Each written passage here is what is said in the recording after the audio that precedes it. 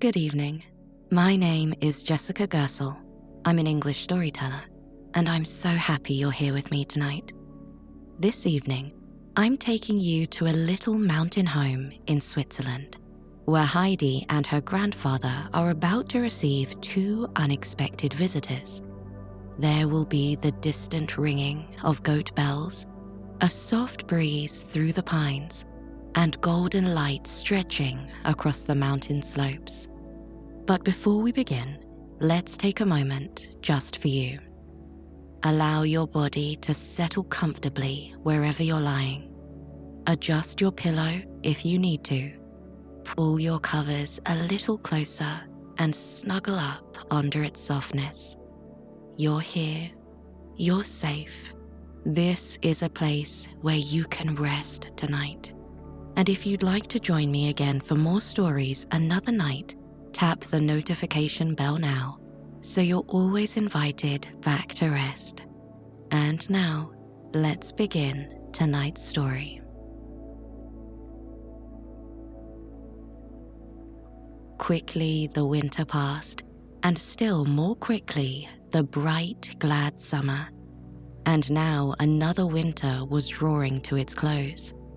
Heidi was still as light-hearted and happy as the birds, and looked forward with more delight each day to the coming spring, when the warm south wind would roar through the fir trees and blow away the snow, and the warm sun would entice the blue and yellow flowers to show their heads, and the long days out on the mountain would come again, which seemed to Heidi the greatest joy that the earth could give. Heidi was now in her 8th year. She had learned all kinds of useful things from her grandfather. She knew how to look after the goats as well as anyone, and little Swan and Bear would follow her like two faithful dogs and give a loud bleat of pleasure when they heard her voice. Twice during the course of this last winter, Peter had brought up a message from the schoolmaster at Uppbeat, who sent word to our uncle that he ought to send Heidi to school, as she was over the usual age, and ought indeed to have gone the winter before. Uncle had sent word back each time that the schoolmaster would find him at home if he had anything he wished to say to him, but that he did not intend to send Heidi to school, and Peter had faithfully delivered his message. When the March sun had melted the snow on the mountainside, and the snowdrops were peeping out all over the valley, and the fir trees had shaken off their burden of snow and were again merrily waving their branches in the air, Heidi ran backwards and forwards with delight, first to the goat shed, then to the fir trees, and then to the hut door, in order to let her grandfather know how much larger a piece of green there was under the trees, and then would run off to look again, for she could hardly wait till everything was green, and the full beautiful summer had clothed the mountain with grass and flowers. As Heidi was thus running about one sunny March morning, and had jumped over the water trough for the 10th time at least, she nearly fell backwards into it with fright, for there, in front of her, looking gravely at her, stood an old gentleman dressed in black. When he saw how startled she was, he said in a kind voice, "Don't be afraid of me, for I am very fond of children. Shake hands. You must be the Heidi I have heard of. Where is your grandfather?" "He is sitting by the table, making round wooden spoons," Heidi informed him as she opened the door. He was the old village pastor from Uppbeat, who had been a neighbor of Uncle's when he lived down there and had known him well. He stepped inside the hut and, going up to the old man who was bending over his work, said, "Good morning, neighbor." The grandfather looked up in surprise, and then rising, said good morning in return. He pushed his chair towards the visitor as he continued. "If you do not mind a wooden seat, there is one for you." The pastor sat down. "It is a long time since I have seen you, neighbor," he said. "Or I you," was the answer. "I have come today to talk over something with you," continued the pastor. "I think you know already what it is that has brought me here."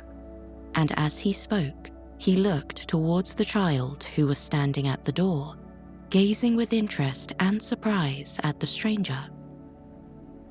"Heidi, go off to the goats," said her grandfather.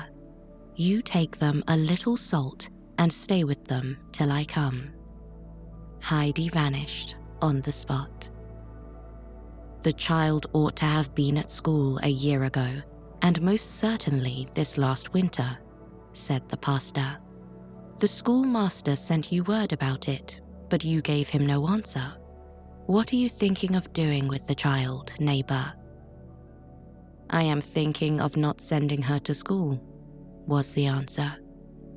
The visitor, surprised, looked across at the old man, who was sitting on his bench with his arms crossed and a determined expression about his whole person.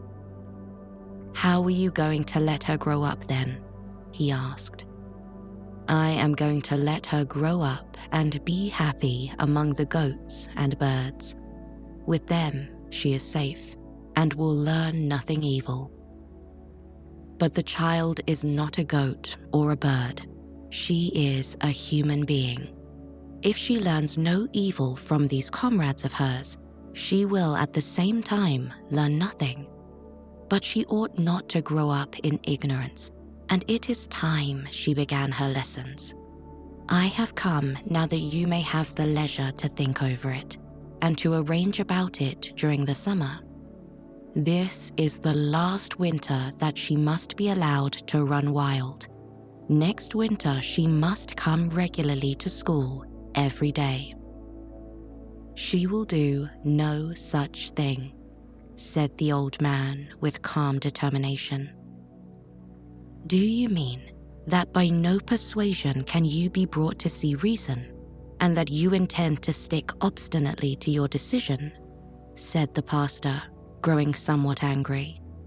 "You have been about the world and must have seen and learnt much, and I should have given you credit for more sense, neighbor." "Indeed," replied the old man, and there was a tone in his voice that betrayed a growing irritation on his part too. "And does the worthy pastor really mean that he would wish me next winter to send a young child like that some miles down the mountain on ice-cold mornings through storm and snow, and let her return at night when the wind is raging, when even one like ourselves would run a risk of being blown down by it and buried in the snow? And perhaps he may have forgotten the child's mother, Adelaide. She was a sleepwalker and had fits. Might not the child be attacked in the same way if obliged to overexert herself? And someone thinks they can come and force me to send her. I will go before all the courts of justice in the country, and then we shall see who will force me to do it." "You are quite right, neighbor," said the pastor in a friendly tone of voice. "I see it would have been impossible to send the child to school from here, but I perceive that the child is dear to you. For her sake, do what you ought to have done long ago. Come down into Dörfli and live again among your fellow men. What sort of life is this that you lead alone and with bitter thoughts towards God and man? If anything were to happen to you up here, who would be there to help you? I cannot think but what you must be half frozen to death in this hut in the winter, and I do not know how the child lives through it. The child has young blood in her veins and a good roof over her head. And let me further tell the pastor that I know where wood is to be found, and when is the proper time to fetch it. The pastor can go and look inside my woodshed. The fire is never out in my hut the whole winter through. As to going to live below, that is far from my thoughts. The people despise me, and I them. It is therefore best for all of us that we live apart." "No, no, it is not best for you.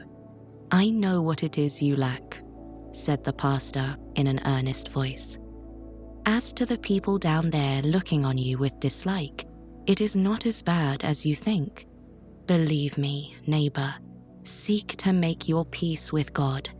Pray for forgiveness where you need it, and then come and see how differently people will look upon you, and how happy you may yet be." The pastor had risen and stood holding out his hand to the old man as he added with renewed earnestness, "I will wager, neighbor, that next winter you will be down among us again, and we shall be good neighbors as of old. I should be very grieved if any pressure had to be put upon you.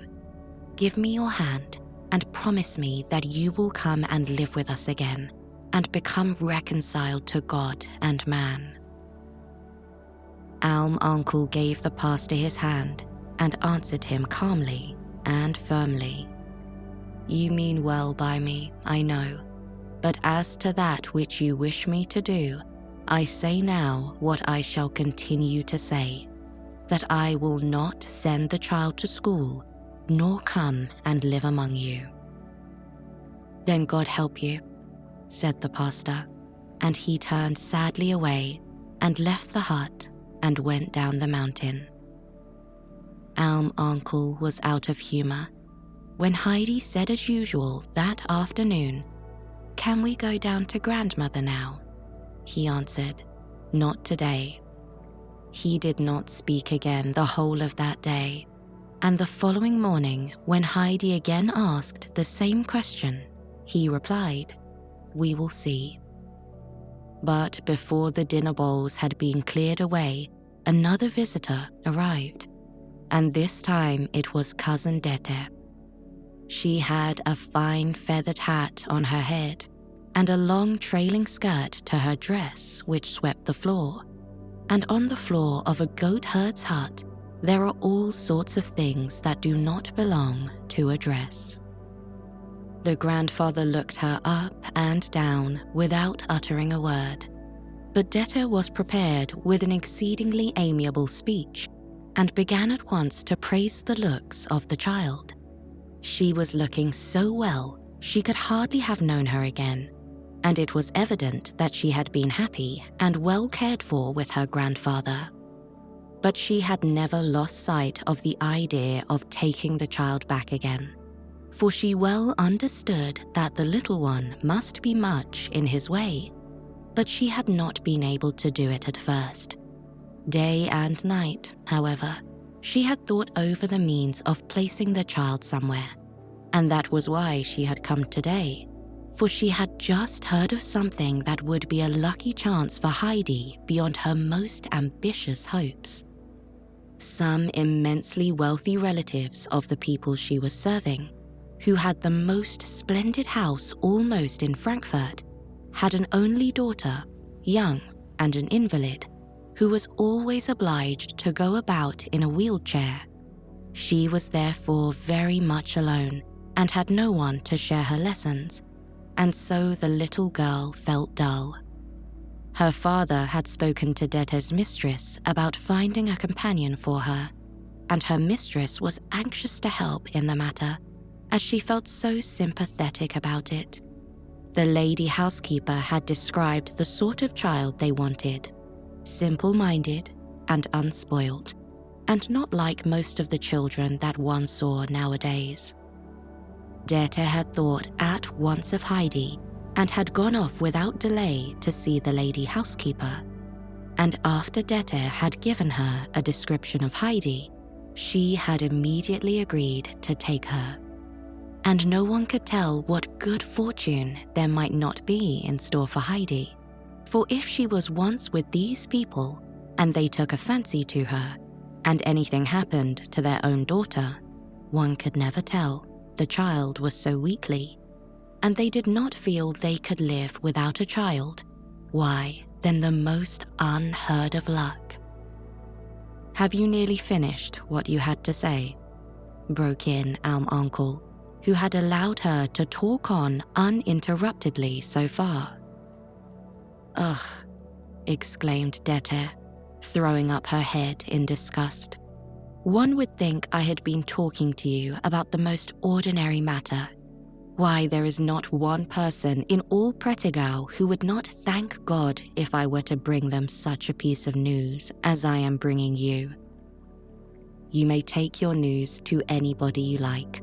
I will have nothing to do with it." But now Dete leaped up from her seat like a rocket and cried, "If that is all you have to say about it, why, then I will give you a bit of my mind.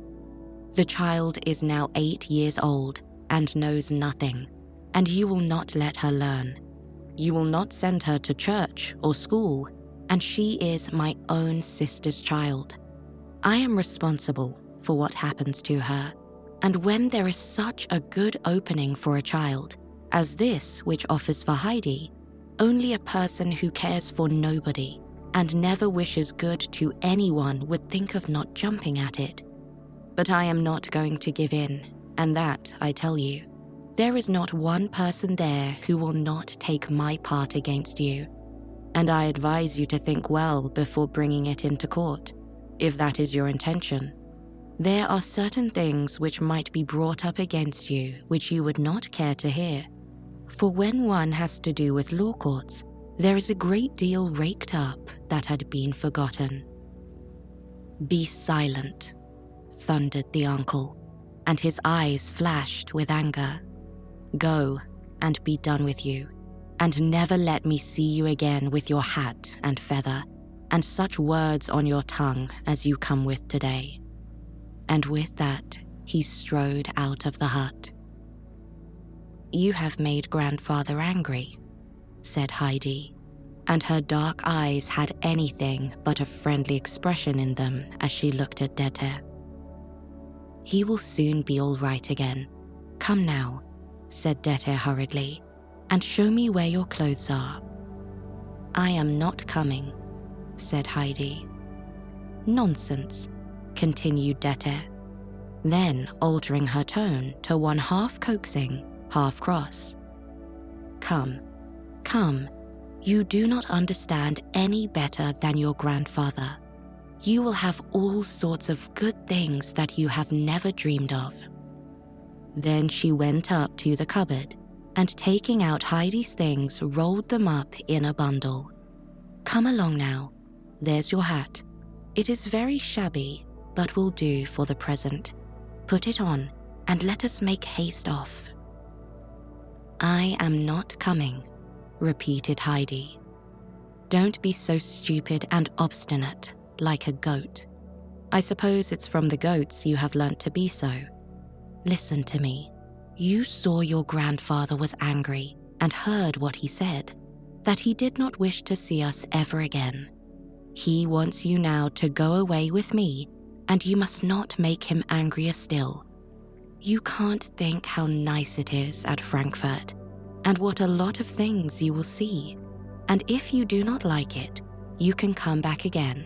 Your grandfather will be in a good temper again by that time." "Can I return at once and be back home again here this evening?" asked Heidi. "What are you talking about? Come along now. I tell you that you can come back here when you like. Today, we shall go as far as Meienfeld, and early tomorrow morning we shall start in the train, and that will bring you home again in no time when you wish it, for it goes as fast as the wind." Dete had now got the bundle under her arm and the child by the hand, and so they went down the mountain together. As it was still too early in the year to take his goats out, Peter continued to go to school at Dorfli, but now and again he stole a holiday, for he could see no use in learning to read, while to wander about a bit and look for stout sticks which might be wanted some day, he thought a far better employment. As Dete and Heidi neared the grandmother's hut, they met Peter coming round the corner. He had evidently been well rewarded that day for his labours, for he was carrying an immense bundle of long, thick hazel sticks on his shoulders. He stood still and stared at the two approaching figures. As they came up to him, he exclaimed, "Where are you going, Heidi?" "I am only just going over to Frankfurt for a little visit with Dete," she replied. "But I must first run into grandmother. She will be expecting me." No, you must not stop to talk. It is already too late," said Dete, holding Heidi, who was struggling to get away, fast by the hand. "You can go in when you come back. You must come along now." And she pulled the child on with her, fearing that if she let her go in, Heidi might take it into her head again that she did not wish to come, and that the grandmother might stand by her. Peter ran into the hut and banged against the table with his bundle of sticks with such violence that everything in the room shook, and his grandmother leaped up with a cry of alarm from her spinning wheel. Peter had felt that he must give vent to his feelings somehow. "What is the matter? What is the matter?" cried the frightened old woman, while his mother, who had also started up from her seat at the shock, said in her usual patient manner, "What is it, Peter? Why do you behave so roughly?" "Because she is taking Heidi away," explained Peter. Who? Where to, Peter? Where to?" asked the grandmother, growing still more agitated. But even as she spoke, she guessed what had happened, for Brigitte had told her shortly before that she had seen Dete going up to Almankel. The old woman rose hastily and with trembling hands opened the window and called out beseechingly, "Dete, Dete, do not take the child away from us. Do not take her away." The two who were hastening down the mountain heard her voice, and Dete evidently caught the words, for she grasped Heidi's hand more firmly. Heidi struggled to get free, crying, "Grandmother is calling. I must go to her." But Dete had no intention of letting the child go, and quieted her as best she could. They must make haste now, she said, or they would be too late, and not able to go on the next day to Frankfurt. And there the child would see how delightful it was, and Dete was sure would not wish to go back when she was once there. But if Heidi wanted to return home, she could do so at once, and then she could take something she liked back to grandmother. This was a new idea to Heidi, and it pleased her so much that Dete had no longer any difficulty in getting her along. After a few minutes' silence, Heidi asked, "What could I take back to her?" "We must think of something nice," answered Dete. "A soft roll of white bread. She would enjoy that, for now she is old she can hardly eat the hard black bread." "No, she always gives it back to Peter, telling him it is too hard, for I have seen her do it myself," affirmed Heidi. "Do let us make haste, for then perhaps we can get back soon from Frankfurt, and I shall be able to give her the white bread today." And Heidi started off running so fast that Dete, with the bundle under her arm, could scarcely keep up with her. But she was glad, nevertheless, to get along so quickly, for they were nearing Dörfli, where her friends would probably talk and question in a way that might put other ideas into Heidi's head. So she went on straight ahead through the village, holding Heidi tightly by the hand, so that they might all see that it was on the child's account she was hurrying along at such a rate. To all their questions and remarks, she made answer as she passed. "I can't stop now, as you can see. I must make haste with the child, as we have yet some way to go." "Are you taking her away? Is she running away from our uncle? It's a wonder she is still alive. But what rosy cheeks she has." Such were the words which rang out on all sides, and Dete was thankful that she had not to stop and give any distinct answers to them, while Heidi hurried eagerly forward without saying a word. From that day forward, our uncle looked fiercer and more forbidding than ever when he came down and passed through Dorfli. He spoke to no one, and looked such an ogre as he came along with his pack of cheeses on his back, his immense stick in his hand, and his thick, frowning eyebrows, that the women would call to their little ones, "Take care, get out of Alm Uncle's way, or he may hurt you." The old man took no notice of anybody as he strode through the village on his way to the valley below, where he sold his cheeses and bought what bread and meat he wanted for himself. After he had passed the villagers all crowded together looking after him, and each had something to say about him, how much wilder he looked than usual, how now he would not even respond to anybody's greeting, while they all agreed that it was a great mercy the child had got away from him, and had they not all noticed how the child had hurried along as if afraid that her grandfather might be following to take her back.